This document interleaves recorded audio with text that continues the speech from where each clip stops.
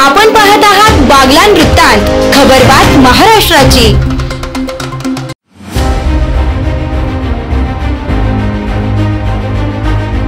बागलाण तालुक्यातील कंधाणे गावात सन 1947 पासून आजपर्यंत अखंडित रामलीला उत्सव सुरू असून या वर्षीच्या रामलीला उत्सवास 78 वर्ष पूर्ण होत आहेत। आजही कंधाणे गावातील ग्रामस्थ, तरुण व ज्येष्ठ कलाकार रामलीला उत्साहात मोठ्या उत्साहाने सहभाग घेत असतात आणि आपली कला लोकांसमोर सादर करत असतात।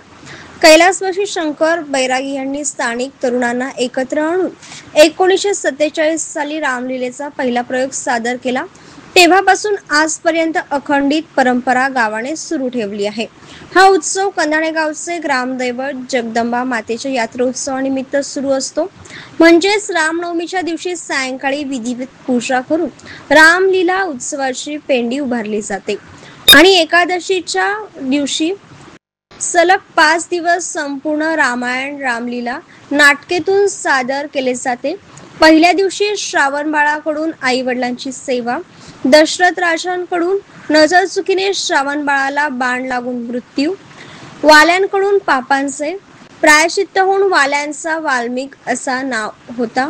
दुसऱ्या दिवशी रामजन्मोत्सव, सीता स्वयंवर, मारीचे मामांचे युद्ध, विश्वामित्राचा होम सफल, परशुरामाचा अवतार कार्य। तिसऱ्या दिवशी रामराज्य अभिषेक, कैकेयीने दशरथ राजाकडून वर मागणी करून रामला 14 वर्ष वनवास, दशरथ राजाचा पुत्र वियोगाने मृत्यू।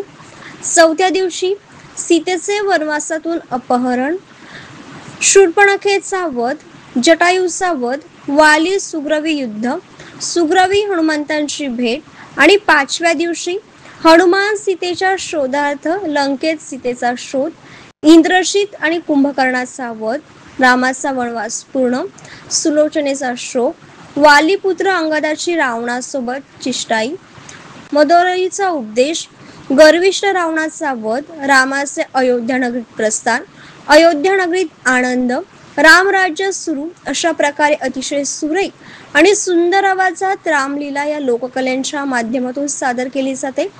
यासाठी गावातील सर्व ग्रामस्थ हिरीने सहकार्य करतात व ही परंपरा कायम सुरू असावी असा प्रत्येकाचा दृढ निश्चय आहे। तरी परिसरातील भाविकांनी या रामलीलेचा लाभ घ्यावा असे आवाहन करण्यात आले आहे। बागलाण वृत्तांतसाठी जितेंद्र भांबरे।